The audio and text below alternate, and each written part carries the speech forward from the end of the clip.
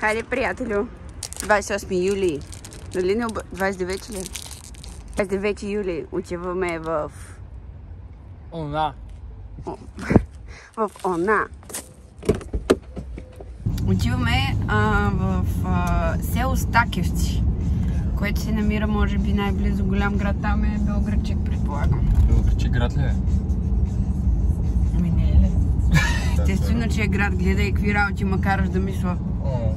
Така. Отиваме там, защото за сватбата ни подариха ваучер за един ресторант, който даже не мога да... Аз не знам ресторант ли е, но предлагат такъв fine dining experience, който е 7-степенно меню, приготвено от шеф-готвач с нощувка в една от реставрираните къщи там в селото. Общо взето аз си го представям, че това село няма жив човек, просто има много добър ресторант. И благодарение на него там ходят някакви такива хора като нас, които се хващат от Пловдив и пътуват 5 часа до село Стакевци. Отиваме за първи път в този край на България. Аз никога не съм ходила в северо-западната част на държавата. Така че ще се възползваме доколкото можем. Утре да видим и там разни забележителности в района, защото не съм сигурна кога пак ще отделим време да отидем до там. Мисля, че направих добро интро, за да стане ясно къде отиваме. Очаква ни път, нямаме търпение да видим. Аз съм хайпната. Мисля, че е яко. Говори на български, хайпната. Ентусиазирана съм. И нямам търпение. Развълнувана е българската дума. Добре, развълнувана. Добре, бе, човек.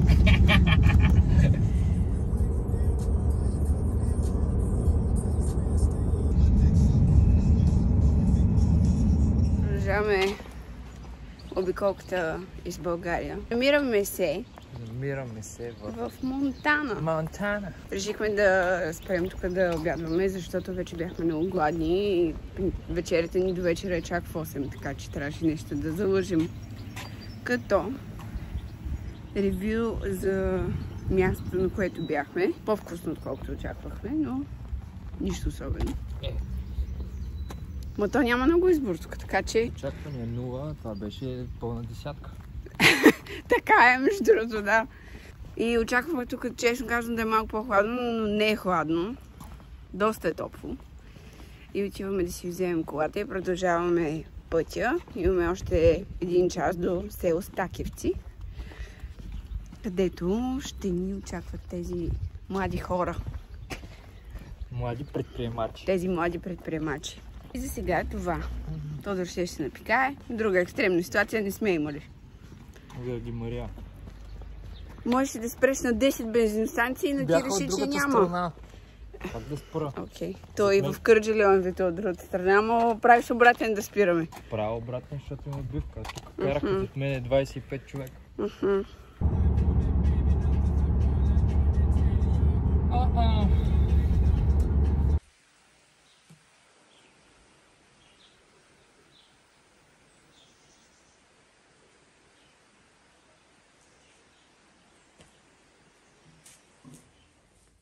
Настаняваме се.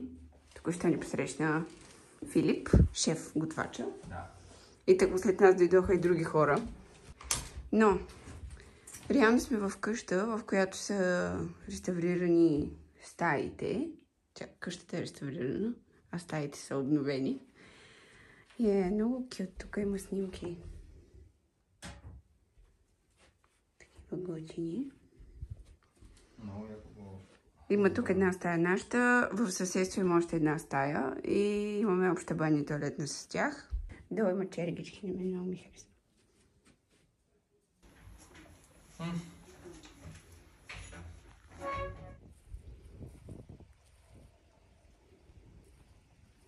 Да кажеш как беше до тук пътя. Това е важна информация, която трябва да споделим. Пътя?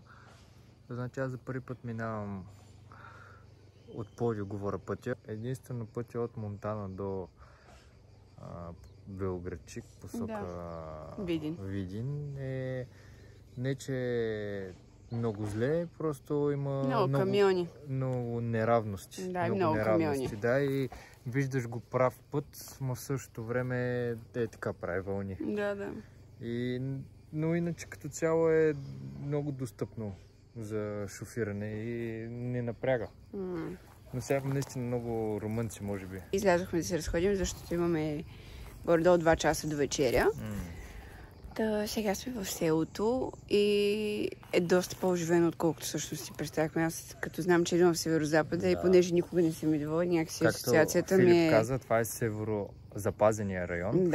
Да, тук има доста хора в самото село, които сега не знам дали това са има такива вили и вила, за уикенда. 90 човека живеят постоянно тук. Да, но е пълно с коли, с хора и деца има. Има по средата пивница с магазинче. И така, и изглежда доста кют село, но най-готиното е, че природата е супер запазена и е супер зелена и наистина много добро място. Аз съм доволна и си заслужаваше пътя.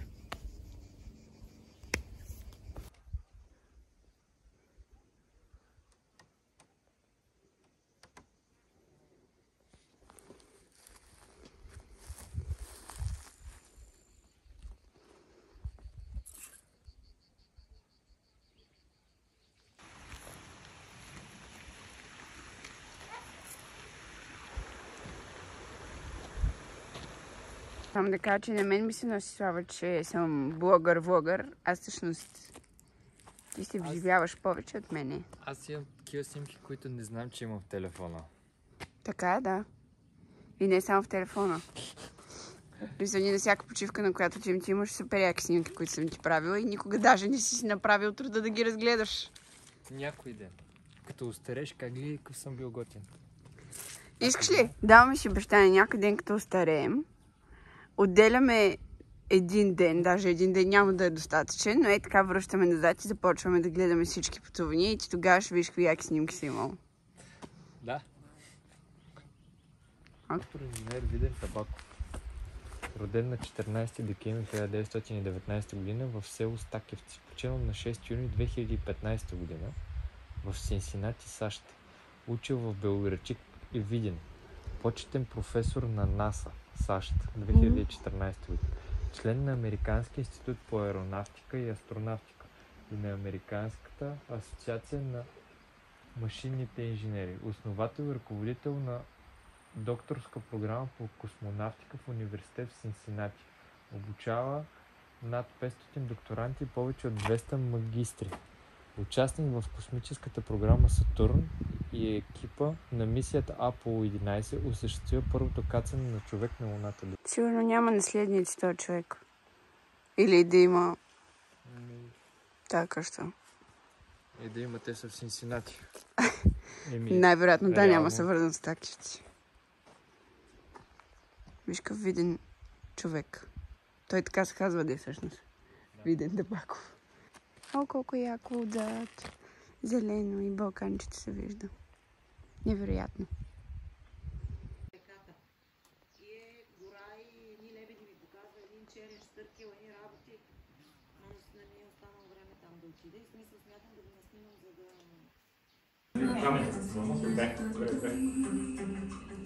Ако снимате да се мака. 30 секунди. Ти ни разкажи. Не може да разкажа. Ще и преразкажа. Така, добре.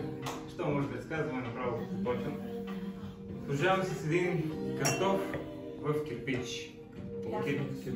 Кирпич сме го направили от сено от миналата година, гълтък и сол. В другата купичка, стъклената купичка, има една сметана, която сме инфюзирали. Инфюзирали сме с бор. Използвали сме връхчетата на бора и отгоре сме я поръсили с борови връхчета и малко натушена шишарка. Начинът на нахапване: отваряте си го картофа с ръце, изваждате си го, без да го белите, кората е много вкусна. Поставяте го в купичката с сметаната и с лъжицата си го натрушавате с острото на лъжицата и си го капвате с лъжицата. Но най-удобно е. А сиропка да вътре въпреки сеното яде ли? Не, само без сироп. Сеното не се яде. Малото е топло. Предположението, че това е кокос, беше доста странно.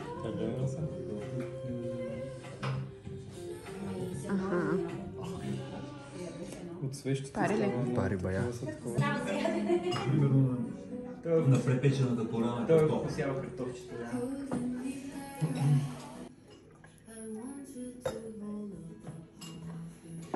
Но наистина на ризлинга се усеща това нефтеното, където казваш. Да, това е типично. Ама ако не ми го кажеш, няма да го прилича на такова, ако не ми кажеш. Това по принцип за повечето вина е така, нали, когато имаш насока на това, което да търсиш, тогава се усеща повече. Продължаваме с пастърва, която си взимаме от село Средогрив. Някой от вас може да се намери през него. Там има един руснак, който живее тук от около 8 години и си е направил рибарник. Дърпа си вода от реката и отглежда пастърви и шарани. Ние си взимаме пастървата от него, мариноваме я с червено цвекло. Преди това сме осолили с сол и с захар за около половин час и 24 часа престоява в цвекло. Сервираме я с лещенци от миналата година, от ето това дърво и имаме още едно в другия двор. Имаме стафиди, които са от асмата до берчената къща и сме поръсили с пудра от трюфел.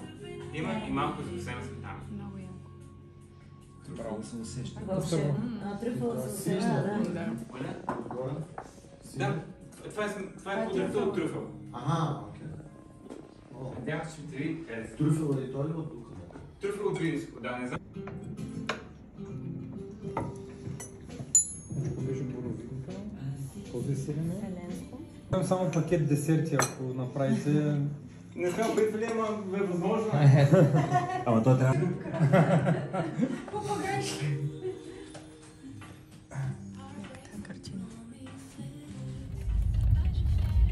Добро утро, приятели! Напуснахме къщата на Big Brother, Она. И днес сме решили да се отправим към Белоградчишките скали, защото не сме ходили, а в този район едва ли ще дойдем пак. Направо сме.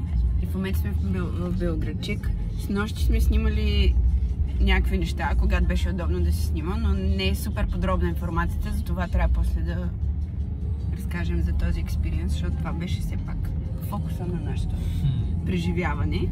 Но днес е доста топло и сега ни казаха, че е хубаво да имаме шапки за Белоградчишката крепост, но ние нямаме и слънцето е сериозно и може би ще изгорим, но то пък... Аз съм бил в Испания по това време, така че тия Точно скали... по това време сме били в Испания. Тия скали не Миналата година на тази дата, по-миналата на тази дата обявих, че ще караме, ще има карантина. И Тодор беше в карантина.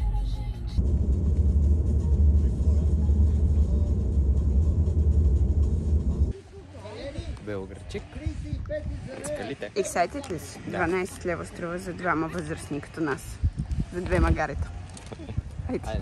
Тук правят летен фестивал Опера на върховете на скалите. Много ще е яко. Така че Тодор се надъха и аз смятам да се възползвам. Ще дойдем ли? Да. Пак? Да. За операта. Добре. Искаш ли да намеря билети? Да. Ама то е август. Тоест, next week. Май целият месец да. Е, до края на август 100% ще му бъде.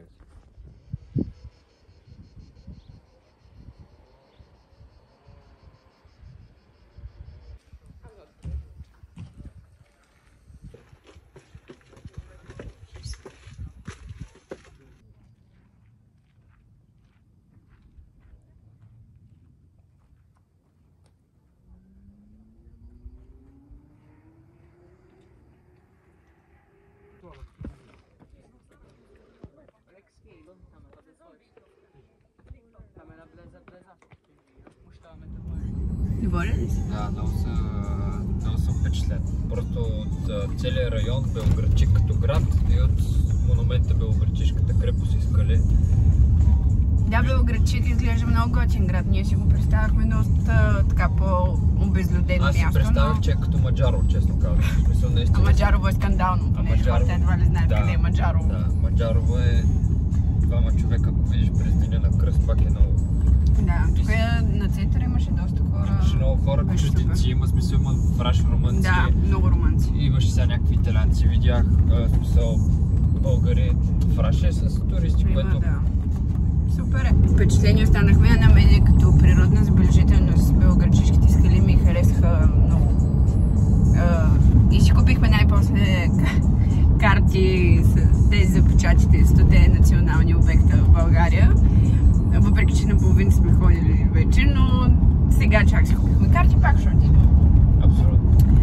И сега, понеже вече аз бях сигурна, че вземем си карти, то да ще почне да се хайпва да попълваме печатите вътре. И сега отвори книжката и започна да чете в околността. Къде е Магурата? Хайде да отидем да видим Магурата. То е грехота да сме тук. Грехота е, да, защото сме тук така или иначе. Пък пътя до Пловдив ни е 4 часа и половина и е по-добре да го направим сега. Магурата е на 14 км от Белоградчик, т.е. доста близо, така че в момента пътуваме на там да видим и там дали ще ни хареса. Това е едното с столовците, другото с... Както искате може да го наречете, това всичко е пещера, един подземен свят. И сега ще минем по благородената част на пещерата и имаме и необлагородена пещера. Магура е първа.